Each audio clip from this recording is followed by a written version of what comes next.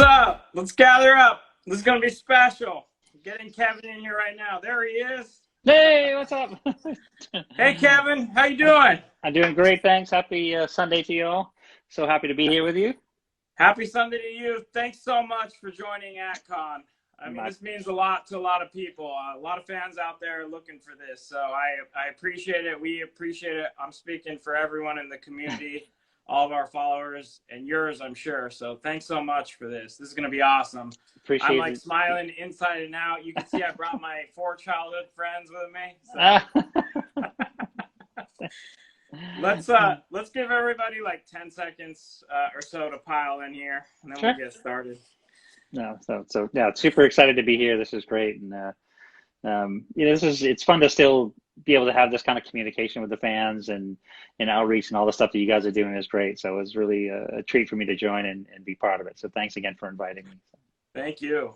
Thanks. Okay, let's get started because there's a lot to ask you. So I'm sure you get this one a lot, but we kind of have to know the origin story of our childhood. So, I mean, Teenage Mutant Ninja Turtles, how the heck did that come about? Well, it feels like 100 years ago sometimes, and it feels like 2 weeks ago at other times. But no, I can still see, almost as a video replay in my mind. Late one night, Peter and I were sharing a studio, and we were teaming up on a lot of different drawings and concepts and things like that, trying to get work submission. We submitted lots and lots of samples and got lots and lots of rejection letters. So kind of late one night, we were working really hard, and I was wanted to come up with something to make Peter laugh. And so I thought to myself, if Bruce Lee was an animal, what would be the silliest animal that he would be? Fast-moving martial artist, slow-moving turtle. And so I did this sketch. It's the sketch here on the hat. This is the first doodle of the turtle, first turtle ever drawn back in 1983. And I put it on his desk, and I said, "This is going to be the next big thing, ha ha ha." And he laughed out loud, which was the reaction I wanted. So he did a sketch, changed some things, improved a few things, and of course, studio one-upmanship. I had to do another version to top his drawing. So I thought, well, if one turtle, why not a group of them, like X-Men or Fantastic Four or something? So I did this sketch in pencil of 4 turtles and these martial arts poses, each with different weapons, and I had penciled in Ninja Turtles as a logo. And so when Pete inked the whole drawing, he added Teenage Mutant to the title, and we just looked at this thing and said, "This is the dumbest thing we've ever seen." But we loved it at the same time, and it was literally the next day we said, why don't we stop submitting samples and getting rejections? We love this idea. Let's come up with a story that tells how these characters get to be these Teenage Mutant Ninja Turtles, and we'll self-publish it, exactly like what some of my underground heroes and our heroes like Dave Sim and Wendy and Richard Pini and Bob Burden, Flaming Carrot. So we said, let's take our creation and take this to the independent publishing route, and so we did. Awesome. So how did you end up? How was it? How did 4 of them come up? Like, how did you end up there? It was just the group and just by chance, or was there something to the 4 beyond that? It was by chance in that it felt like a dynamic, because I was a fan of the Fantastic Four. I like, my guys were Daredevil, Captain America, Batman, and those kind of things. But I love the X-Men as a superhero group. I love the Avengers as a group. But Fantastic Four was one of those early Stan Lee, Jack Kirby creations that I really adored as well. And I like the fact that you would have these 3 interesting and dynamic personalities that would be like a family element at Thanksgiving, where they would fight and they would have disagreements and they would take odds, but you always knew whenever they teamed up and kept the family joined together as a family, as one singular fighting unit, that they would succeed. And so I think it was 4, and I think it also made a nice grouping on the page. So it's probably, I think it was more, I'm probably making a lot more of it. I think it was more accidental than purposely, but hindsight's always 20/20, so you can add these these factoids after the fact easily. Okay. Now you need to correct me if I'm wrong, but so you start the Turtles in the comics. That's a little gritty. That's a pretty gritty series. Then there's the TV show you're making, and my understanding is that you were involved in that development. I mean, so you basically have to create the original Turtles, and also maybe you could tell us a little bit about your role creating the TV versions. How was that? What was your role in that? Sure. Well, luckily, Pete and I, as self-publishers, we owned and controlled every aspect of the Turtles and what was to be done with them and what couldn't be done with them. And we were very aware, and we knew how lucky we were that we had those rights, because it was, these giants that we stood on the shoulders of, guys like, Jack Kirby and, countless other guys that worked within the work for hire system in the early days, which was a standard system. Even Jack himself has said, look, that's the way the business was at that time, although he created so many of those fantastic characters. And finally, after many years, has gotten a lot of the appropriate recognition for it. But we knew how lucky we were that we could control the destiny of our characters. So we told our agent, who was out representing the Turtles as potential toys and cartoons and other things, that we would only do any kind of deal if we had 100% control and approval. So we worked intimately with the toy company, Playmates Toys, a great super bunch of guys, and the animation company they brought on to visualize at least the first 5 episodes initially. And so things like, we knew that the black and white comic books were written for an older audience. We knew with the cartoon series we were specifically working for a much younger audience. And so things like coming up with different colored bandanas, which was Pete's idea, and a wonderful idea, because it sort of really separated the personalities, and you could identify them more readily as both toys and the cartoon series.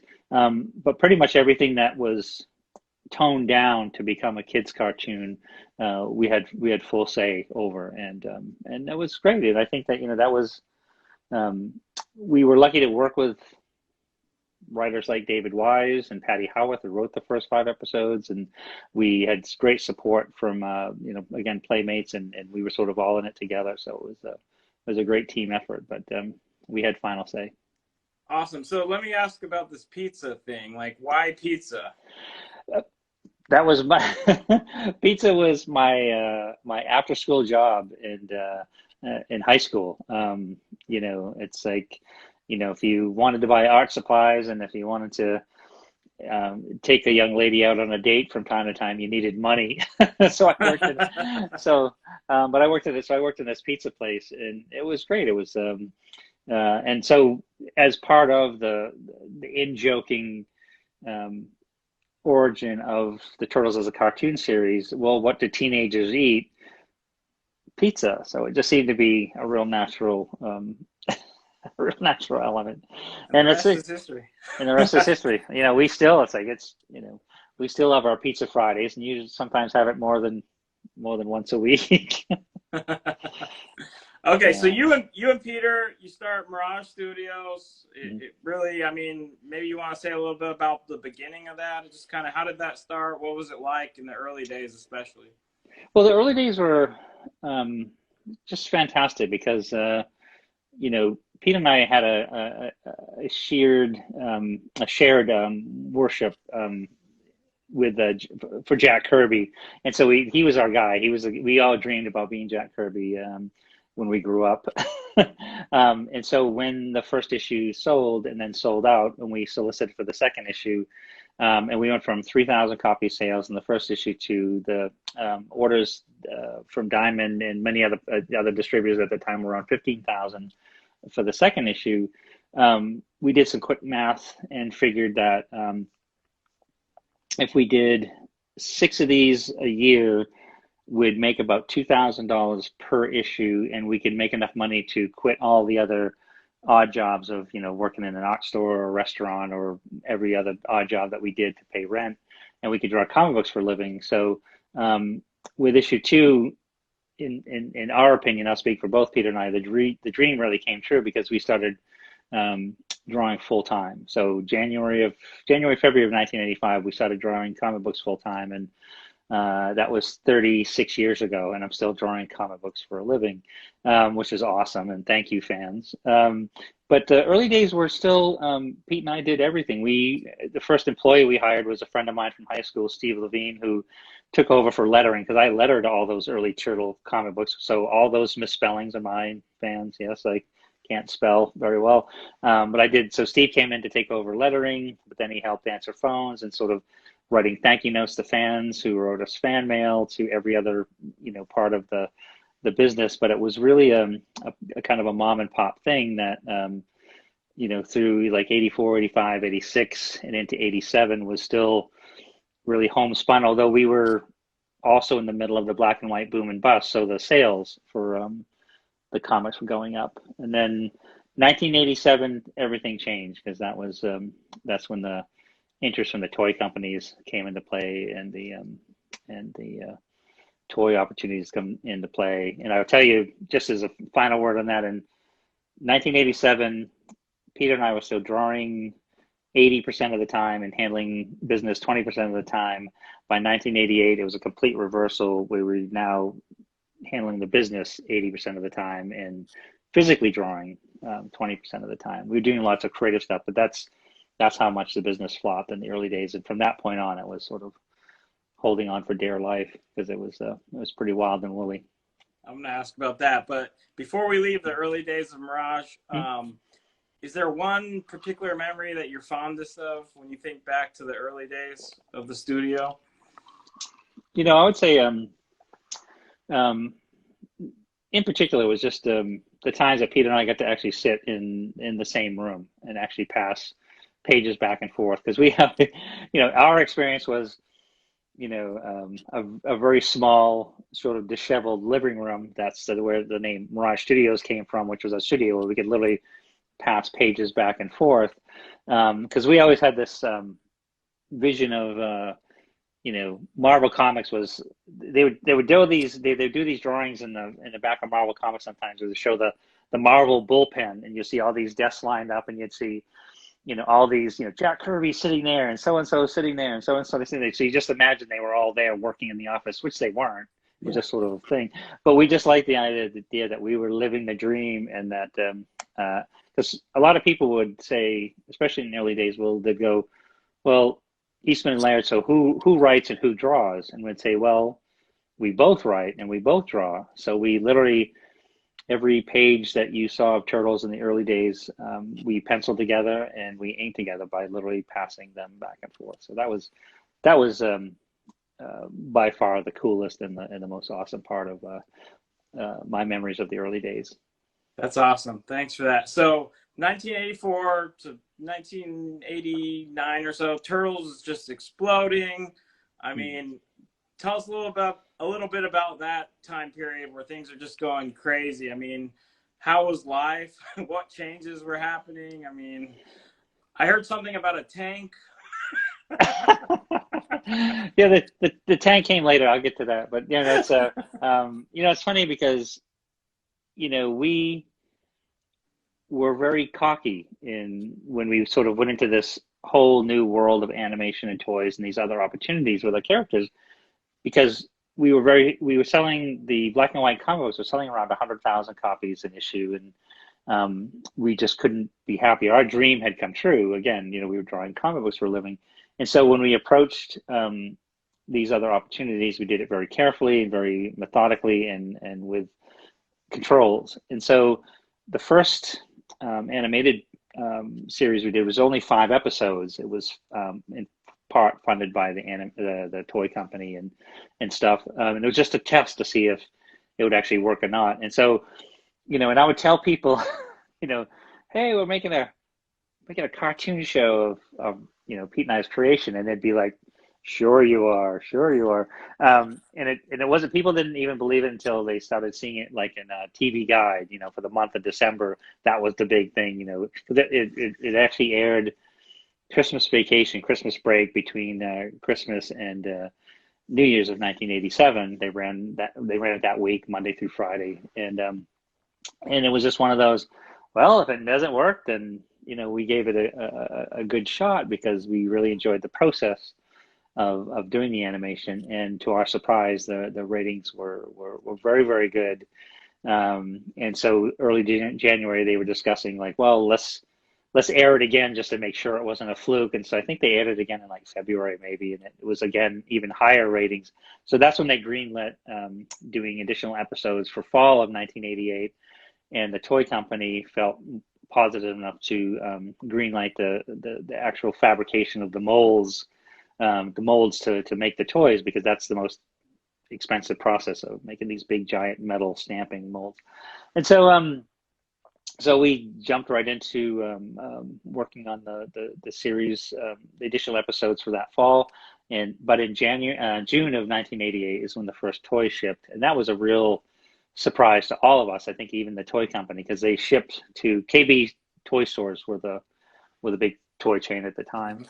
And so June of 1988, the toy shipped and sold out, and everybody was sort of like, "Whoa! I think we've got a hit on our hands." Right. And kind of from that point on, it really was just other other licenses.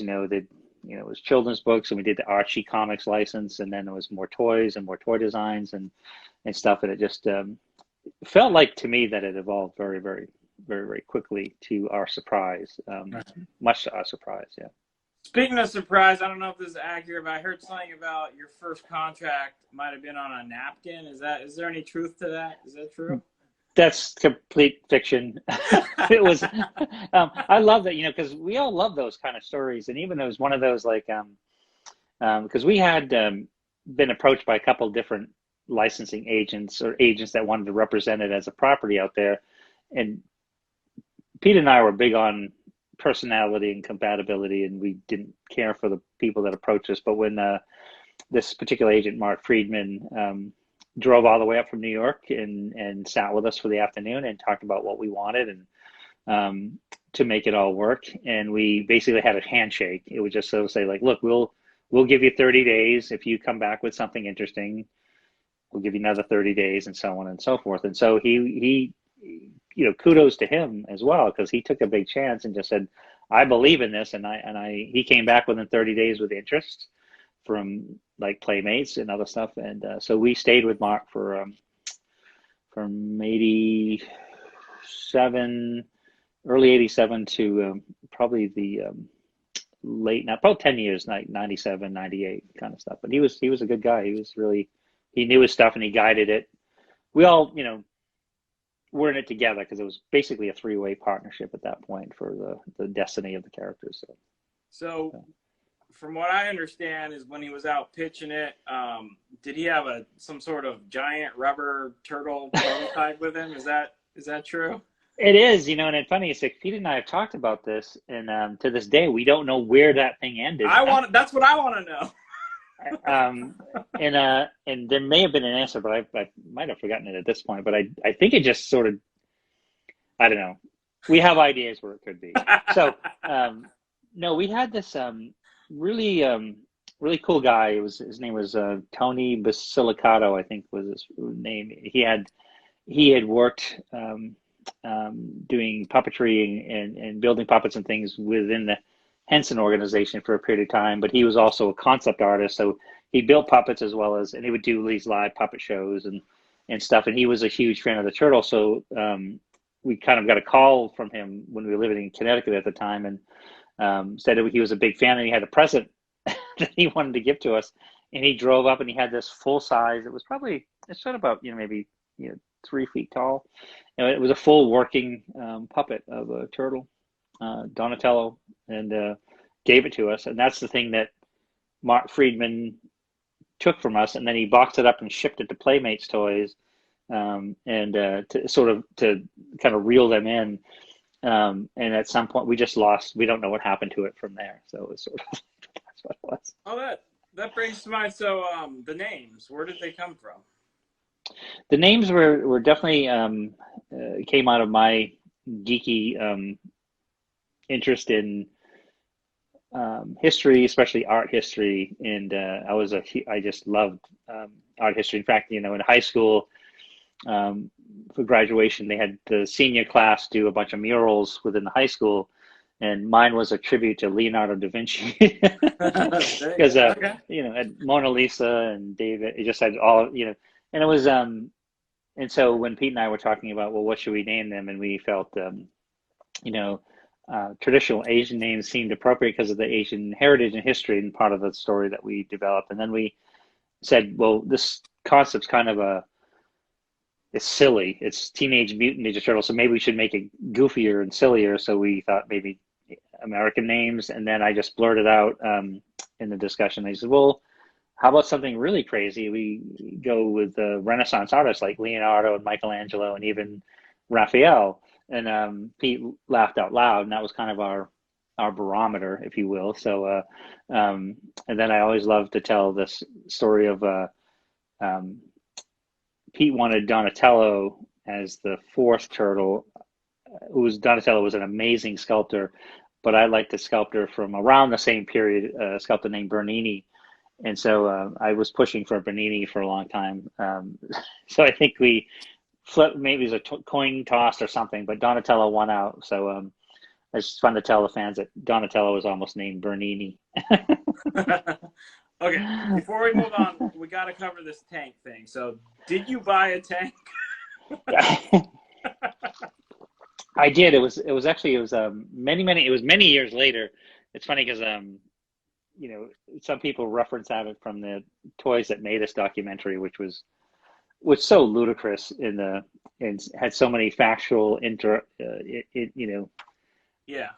It had a lot of problems, you know. In fact, you know, one of my favorites, I put out to fans. I go, the opening part of the interview in the Toys That Made Us said I was born in Springville, Maine. I was not born in Springville, Maine. I don't know where Springville, Maine is. I was born in Portland, Maine. And so you can sort of, the rest of them are kind of following that lines of logic. But no, when by the time we got to, it was like 1990, 91, I had formed Tundra Publishing. You know, the Turtles, we had already had the first movie come out, which was a huge success. The licensing program was going, you know, great guns. And I started the Words and Pictures Museum, and we doing all these other things. And I was out in California, and I had met, we were working on one of the Turtle movies, and this guy that had supplied, military vehicles to many other movies, but he was supplying some vehicles for this Turtle movie. And he's like, it was Vasquez something. So I was talking to him, we just joking around, and I said, hey, you got any tanks? And he goes, what are you looking for? And I said, well, I was a fan of the DC war comic called GI Combat, which had an M3 Stuart. That was, you know, one of my favorite war comics from when I was a kid. And he said, yeah, I've got a M3 Stuart light tank. And I go, how much you want for it? And he said, well, you know, we'll clean it up. And I said, he goes, I've got one that we used in a movie called Red Dawn. And I can sort of clean it up and take it back to its traditional look. And, you know, $35,000 delivered. And I was like, all right, sold. And so this is, so I think it was 91. He drove the tank was shipped from California to me in Massachusetts. So for $35,000, I bought an Army tank. But people like thinking like it probably cost millions. But you know, they never mentioned the fact that I used to own the Batmobile too from the Michael Keaton movie. That was much more fun to drive. I love the tank though. I wish I had them both. I sold it them. So you own the Batmobile from the Michael Keaton movie? Yeah, the first movie. Yeah. Wow. Okay. Yeah, that's a cool story too. So. Yeah. No. I bought it for the because I put it on display at the Words and Pictures Comic Book Museum as part of different events that we do there. We had limited use of it under contract from Warner Brothers, but I always had this, you know, idea. Usually about 2 in the morning after I had too many beers, because I bought a Batman costume, and I thought I'd go get in the Batmobile and I'd run it down to the local store for like beers and cigarettes, and I never did, which is probably good. that would make some headlines, right? You'd think. Yeah, but it was a great. Okay, so I can't say all your fans, because I think one of the amazing and great things about Teenage Mutant Ninja Turtles is it's kind of jumped generations. So now there's more than just one generation. But a lot of your fans are my age. We're like, you know, I'm 38. A lot of them are older than me. You have any thoughts about, I mean, we saw like the live action movies that have been made. What are your thoughts on like you know, a return to maybe a darker live action movie, or what would you like to see? You know, for the next evolution, and it's something that, you know, I've been lucky enough to, you know, my main interest when I was invited back into the turtle universe, because I sold my interest in late 90s, 98, 99. But when I came back in 2011, mainly with IDW in the IDW comic book series, but at the same time, Nickelodeon was developing the animated series, and there was some movie projects going on. And I worked with originally the guys that developed the Turtle movie before it was taken over by Michael Bay's company, Platinum Dunes. But my interest was mainly on the comics, and I loved that, you know, the incredible Tom Waltz, who wrote all of the last 100 issues of the series prior to Sophie Campbell doing a wonderful job on the new series now and other things. But when they started developing the animated series, it was like, we have this great position in that with the comic book series. Tom and we looked at all the Turtle universes, and we sort of could pick our favorite parts of them and create a new platform to create, say, the IDW universe that we could tell stories from. Nickelodeon took the same approach, making, you know, things different, like the Turtles much younger. The first episode featured them going out of the sewers for the first time. Splinter was taller. April was around their same age, and it created, again, a universe picked from multiple Turtle universes. And so when you put either of those things out, I always say that you can't tell a child what's cool and what's not. You and I, when we were kids, we decided what we liked and what we read and what we wanted to read. So the fact that we knew that and hoped that we would get the original audience, but we never knew if we would find that new audience. And so that was really the, you know, mind-blowing aspect, where suddenly the Turtles are back on TV in a CG animated form, which I think some of my favorite Turtle stories, and the kind of support that we were getting for the IDW series was mostly from older fans like yourself and those.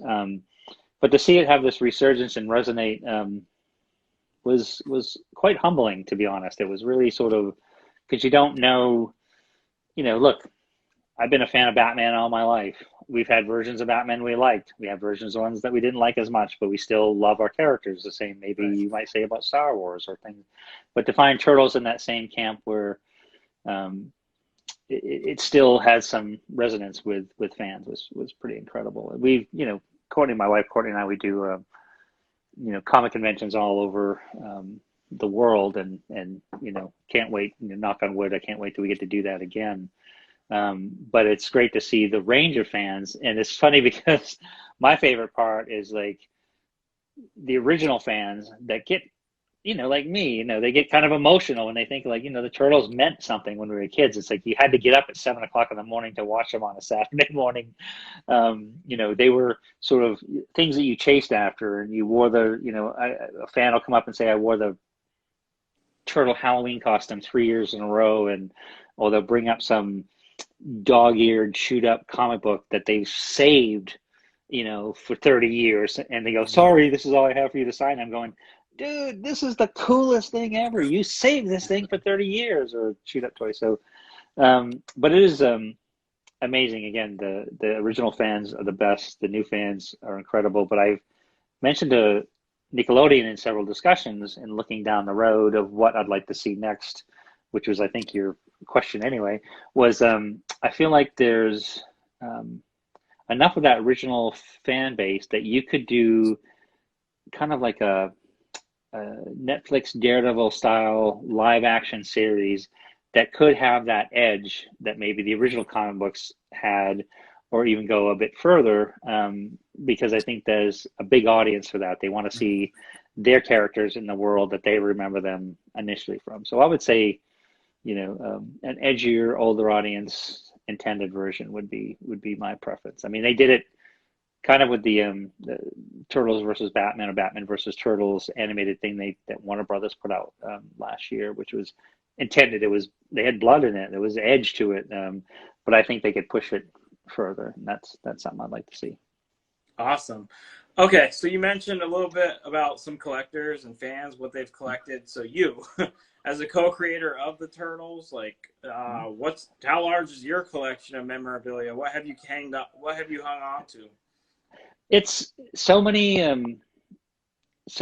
used to, for many, many years, I tried to make sure I kept one of everything, just because it was one of those things that um, was so fantastic, that each little item had some, especially in the early years, had some just personal coolness of like, I can't believe we're making turtle pajamas. We're making turtles sneakers, or Courtney and I were just going through some stuff. We found a box that because we save everything. We're crazy pack rats. We found turtle roller skates and things like that. But to me, it was the toys were a big thing. I love the Playmates toys. I think they did such a fantastic job. And besides some of the original characters, and I like some of the secondary characters, especially in the early days of Mutagen Man and Ace Duck, and some of the even some of the ones that fans don't like as much. But I like the one of my personal favorites is when they did the Star Trek turtle toys. I love Star Trek was like my jam when I was a kid. So they did each of the turtles as Star Trek characters. They also did turtles as Universal Studios monsters. So you had Frankenstein and Dracula and those stuff. That shit was cool. And I liked the vehicles, the original Turtles van, which was awesome. Their Batmobile. And then there's one when they came up with this, the main bad guy Krang, that had this large sort of android body Krang, which had that big robot body with the little Krangos in the stomach. But he was like almost like a 12-inch toy, because to me that was sort of the evolution of that was kind of like the Stay Puft Marshmallow Man from Ghostbusters, kind of as an idea for that. But I like the toys. I think my favorite. And I still, even the new series came out, and lucky Playmate still sends me all of those, and I love them. They're all over my studio shelves and stuff. The toys are the best. That's awesome. So I should have asked this earlier, but so you create 4 different turtles, and I mean, I could see you just saying they're all your kids, but do you have a favorite out of the 4?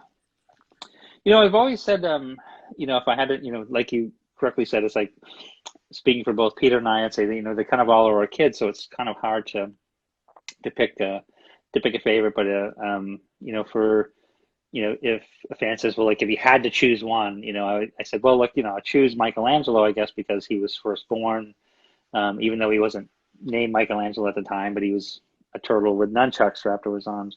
But it really depends on the different kinds of stories you're telling, or the things they're doing, that you pick a favorite that you want to take it and tell a story with it. But for me, I always liked Raphael, because Raphael was, being our sort of our loose wire, our kind of hothead, Wolverine character, if you will.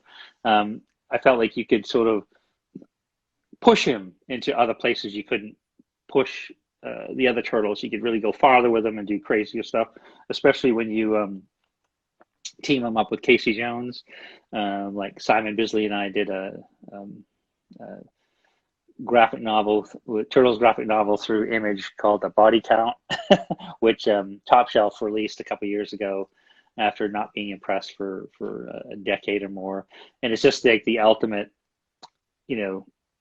Casey and Ralph story, where they're kind of like those crazy cousins, where if they're not beating up bad guys, they're beating up each other. I love that kind of relationship, brotherly sort of relationship. But yeah, sort of, I've seen in most cases when I do a individual turtle story, I choose Raphael as my victim.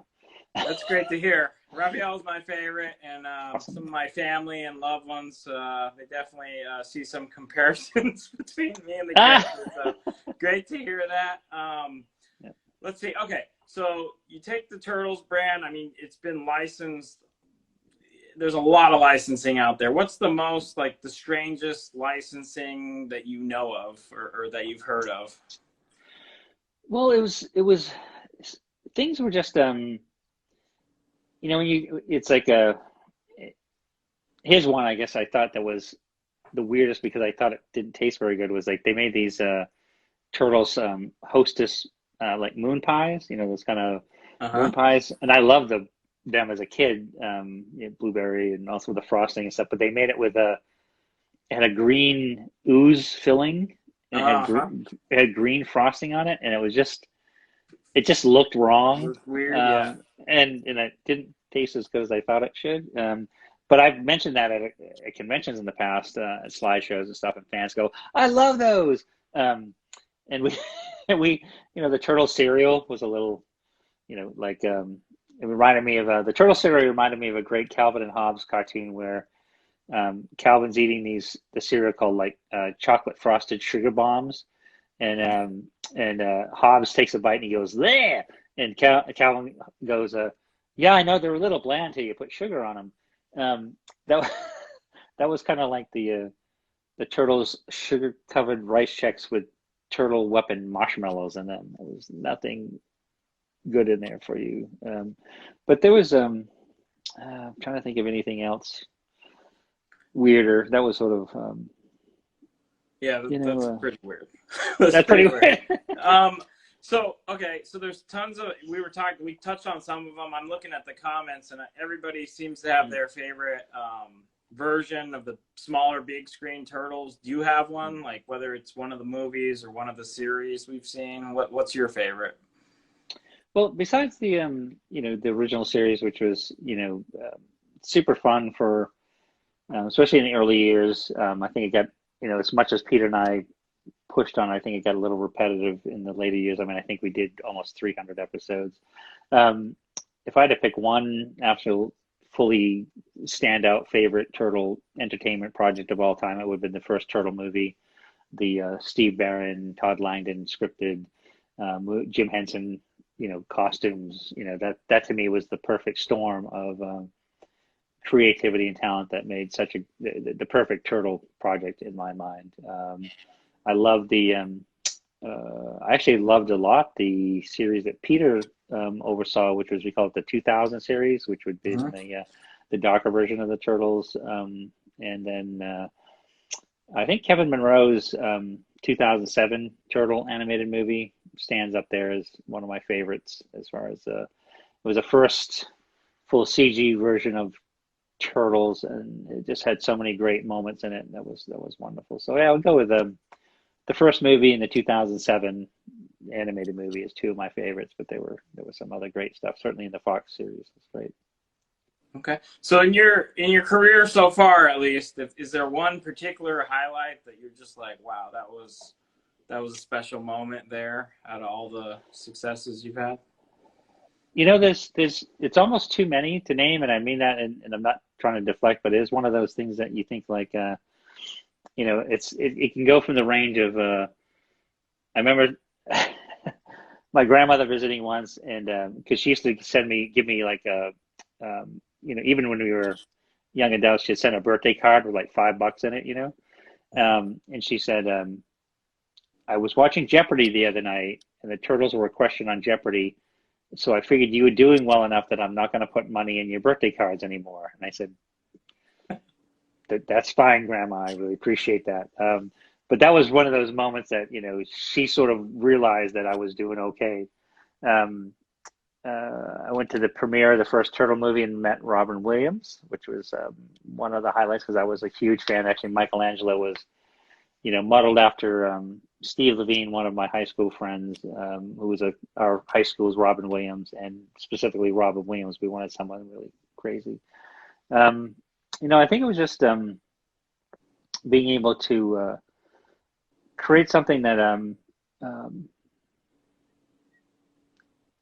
that somebody would come up and want your autograph to me, which was shocking, because it's like I could never put myself in the first time I met Jack Kirby, I said, I'm here and I wanted to be an artist because of you, and would you mind signing something for me? And that was such a huge moment in my life to then have somebody either ask me for an autograph or express some of those same terms to me was probably about the most mind-blowing reversal that you didn't quite you didn't feel you deserved, and you were appreciative, but it was like one of those shocking moments where you went like, wow, this is kind of crazy. But it's cool. Well, as the owner of Elite Comics 11 on Instagram, let me just tell you, ever since you were announced to join us, there's definitely a lot of people that want your signature. So you made it. Oh, thanks. Not that you already don't know that, but okay, let me ask you the other side of this coin. So with all your success, is there, one thing you want to talk about that maybe you regret or you wish went a little different? Well, I think it's it's like hindsight's always 20/20, which is great, because it gives you those things you can think about at 3 a.m. when you're trying to sleep, and you think you wish you weren't an asshole here, you didn't do that awful thing there. Probably the thing that I would have protected more dearly would have been the relationship that Peter and I had, is only in that we were really good friends, and then we became business partners. And the business part of it was one of those things that you almost had to set the friendship aside, because you would then this is no joke, you were spending 90 hours a week working on the business side. Every time we saw each other, it wasn't like, hey, let's go to the comic store together, hey, let's do this together, let's do that together. It was all intense, detailed, and extreme deadlines on the business side. So the fun stuff went away, the drawing stuff went away. We still were being creative within it, but I think that I definitely would have fought harder to protect the friendship that we had, instead of like having it evolve to just being married for the sake of the kids, so to speak, if you follow my line of thought here. But it was, at the same time, I was younger than he, and I really had a lot of ideas of things that I wanted to do. And so I really went down my own path, and sort of, it wasn't worth it for me to sort of, incorrectly wasn't worth it for me to sort of protect that friendship. And I was like, I'm going to start Tundra Publishing. I'm going to start a museum. I'm going to start this. I'm going to do this. I'm going to buy Heavy Metal Magazine. There's all these things I want to do and explore and be and travel and do all that stuff. So yeah, you have the things that regretful. Yeah. I think, well, thanks for sharing that. I mean, I think it's a good time to maybe talk about like the Last Ronan then. So that's something that you and Peter have in common. So why don't you tell us about that? What is that? Sure. The Last Ronan was, it's interesting. When I went back to comics, and it was a couple years before I moved out of LA, and I'd worked on a bunch of entertainment projects and things with developing a heavy metal movie with David Fincher and Tim Miller that never came to be, and we developed, there's a lot of other things, and LA can be an incredibly frustrating place if you're looking to try to do entertainment. It's like you have better luck winning the lottery than you do getting something going in Hollywood, for the most part, in my opinion. And so I felt like spending all this time trying to follow that path of creativity was stupid, that I need to go back to why I got into this business in the first place, which is writing and drawing comic books. And so I went back to creating again, drawing again, doing that stuff full time. And then when the Turtles license was obtained by IDW, Scott Dunbier called me up, and I went down and met with Ted Adams, and they said, hey, let's see if we can bring you in to do a couple covers or do something like that with this new Turtle series we're going on. I said, well, tell me what you're doing. And that's when Tom Waltz laid out to me his plan for at least 12 issues. And if we got enough fans following that, hopefully we continue. And so I really fell in love with what his ideas were. And so they brought me in on a more intimate basis of working, consulting and doing covers and being part of the storytelling. Again, everything finally came down to Tom writing every single one of those issues. And so that was the team. That was the thing. That was the sort of the greatest excitement of going back into the world of comic books, especially going back into the world of comic books through the Turtles, because I'm working with some really fantastically creative people, a great editor, Bobby Kurnow, and then the artists that came in to work on the series, from Dan Duncan in the original series. We worked together on the first 12 issues, and Corey Smith, Mateus Santucolo. There was, there's so many. I can't name them all, but these guys are all half my age, and they draw better than I do. But I just love this series, and as it evolved, we said if we survived year one, let's shoot for issue 50, and if we can get there. And so we sort of mapped out this roadmap to there. And once we got to issue 50, we said, "Holy smokes! Can't believe we got here. Let's look where we can go. Let's shoot for issue 100." And kind of roadmap that out. And as we got closer to issue 100, about 2 years out, Tom and I started talking about what we'd like to do afterwards, whether it be some independent stuff that we'd create together, or is there another evolution of all things turtles that we could do? And I said, I have this story that Peter and I wrote in 1987. It's I think a 18-page outline, and it's a beginning, middle, and end, and it was turtles set in the future. It was 30 years in the future. So, which oddly enough, funny enough, would have been 2017, from 1987 to 2017.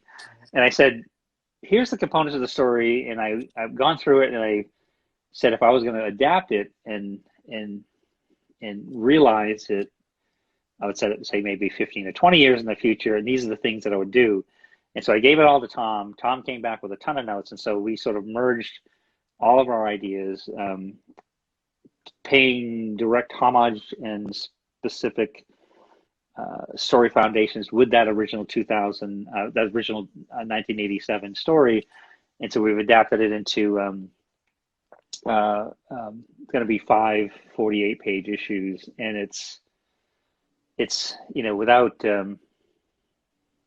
it's kind of like our Dark Knight, I guess, in that we wanted to, and I say that we wanted to set it into directly written for the oldest of our audiences, a lot of the original audiences, the hardcore turtle fans. We want to set it in a universe that's not IDW, it's not Mirage, it's not any other turtle universe, but it definitely leans way heavy to what was going on in the Mirage Turtles original universe. But it's going to be super intense. There's some really meaty and awesome stuff. I'm trying desperately not to give anything away. Yeah. But it's always hard for me to compliment myself on my work. It's like impossible, actually. But this story is really good, and it's really intense, and it's really going to be something special within the turtle universe. And I like that it is based on a story that's never been published. It is something that Peter and I wrote all those years ago, and I get to work with Tom again, and that's fantastic. So in August, the first issue will come out, and like I said, it's 5 40-page issues, and we're not pulling any punches. It's pretty cool. Is Peter involved, like with the current publication, or? No, Peter and I had a number of conversations about it. Because we talked despite what the Toys That Made Us might have alluded to, Peter and I got together, and actually I always tell fans, if you want to see a really great documentary on turtles, all things turtles, there's a documentary that was released in late 2014, 2015 called Turtle Power. These Canadian filmmakers spent 5 years filming and shooting and put together this beautiful documentary. So Peter and I together were for shooting segments of that. We did covers together. We did appearances for the 30th anniversary, which was 2015. And so, every time we sort of trade an email and talk about this and that, I said, it'd be great to do something together. And he said, well, maybe another cover, maybe this. And I said, well, maybe there's a story that we could come up with that we could do together. And when I discussed with him doing the Last Ronan, he considered it pretty seriously for a while, and I think he just he's quite happy being retired. And he just said, good luck. I know what I know the material, I know what you're dealing with, and he said, I just I good luck. Well, we're excited for it, and I mean, we're even more excited now hearing what you think about it. So I can't wait for that, and I'm not speaking just for myself. So I can't wait. Is there a release date? Do you know anything about that? Yeah, it was one of those things that we started working on it. Tom and I started working on it in 2019, early in 2019, and we sort of brought it to a point where, because we were also working up to the completion of issue 100, which came out in December of last year. So once we get into January of this year, we sort of really started focusing on the story, the beats, and the rest of the creative team. And then, the world spun off at Spiral for a little bit. And so we weren't even sure when our distribution systems and everything would get back on track. So we sort of kept it to the side. So right now I know we're looking solidly for an August release. And it's going to be bi-monthly after that. It's just we weren't sure in the planning stages. If we could pick up the pace, we will. But I think it's going to be August, probably the third week in August, I'd guess, to the end of August. And then,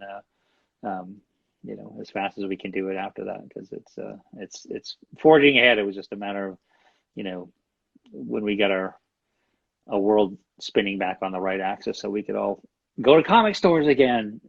But okay, let me try to work in a few fan questions. I've been trying to work them into our conversation, but people, like I said, really enjoy having this access to you. Somebody asked, is it fun doing superhero variant covers nowadays? Do you enjoy that? Well, the variant covers it's an interesting business because part of the business, because it is one of those things that it's something, the connotation of when, say in when Image Comics was printing 1 million copies an issue for things that they were doing like the 3D, mirrored cover version, and that was selling 500,000 copies, or they're doing this stuff, and it just seemed to sort of capitalize on the collector market that was and unfairly so, and I think it caused a lot of damage to the business. But I do like the fact that there are opportunities within the collector base, that, especially the hardcore collectors, that if you can have different artists do a specific version for a specific comic store, which actually not only helps out that comic store or comic convention or promote a comic convention, or the things that relate to, it's not just like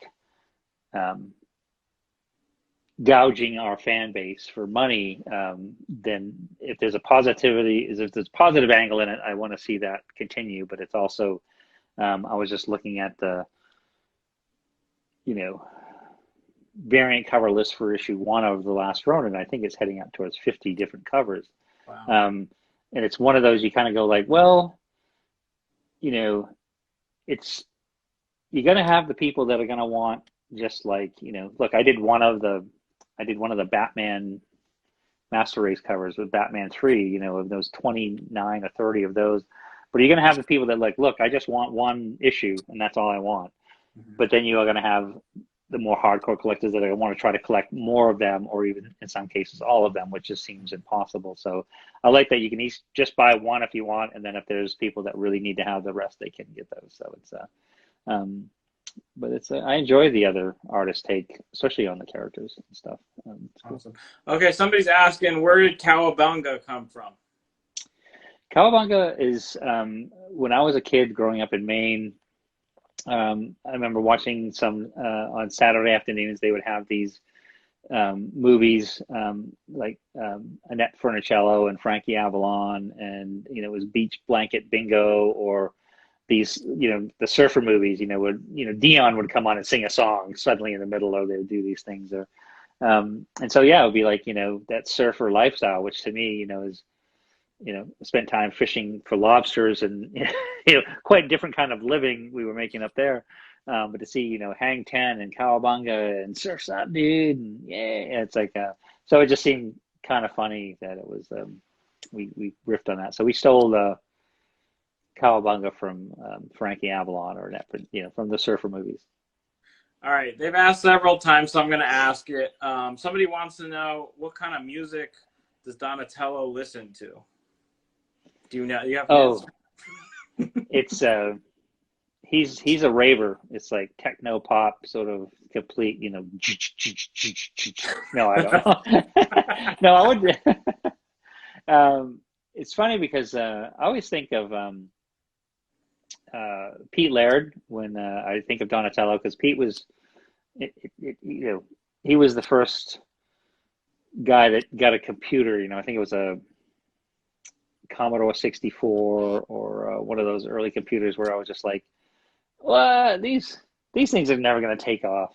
You know, he was super technologically inclined, not only for, you know, his little Casio calculator watch or this and stuff, but he liked a sort of a country bluegrass sort of heartful soul, maybe some R&B sort of roots, and so the kind of music that, you know, when I would ride with him in his car and stuff. So I would sort of say Donatello would probably be a more classical R&B bluegrass kind of, you know, music.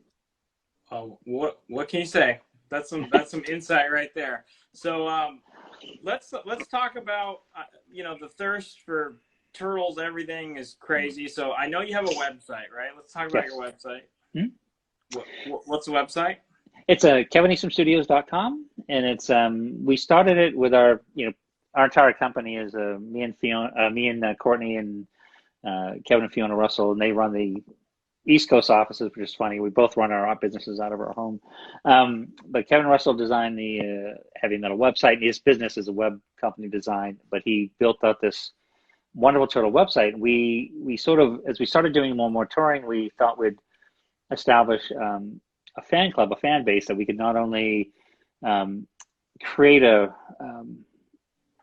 huge amount of behind the scenes, you know, stuff that we had that fans could see, plus they'd get discounts and that kind of stuff. But the most important part is we wanted to create a base where you just could go there and see lots and lots of free stuff, lots of news, always find out where we're going for shows, what we're doing, just bits of information, factoids, the latest goings-ons that sort of ties into all of our social media stuff.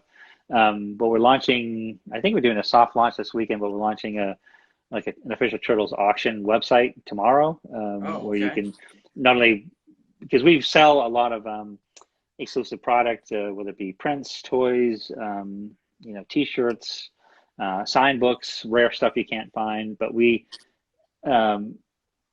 have these oddities and this stuff that I've collected over the years, and these sort of things that we would maybe traditionally take to eBay, but we just want to do it through our own turtle auction site. But also, if you yourself had an item you wanted to put on the Turtles auction website, you could do it a la sort of an eBay sort of process, and you can sort of sign up in an account and do your own thing, reaching out directly to turtle fans. So it sort of builds on the incredibly wonderful and awesome turtle community from all these different fan club websites and self-made and self-maintained websites that all the latest news and bits and pieces. So we just want to continue to be part of and build on that community and sort of you know, make our own little place to hang out. We call it we have the Turtle Lounge that we call it, and then we also have these other things. So yeah, the Kevin Eastman Studios is a place to find out what's going on whenever it's going on, like this event we're doing right now.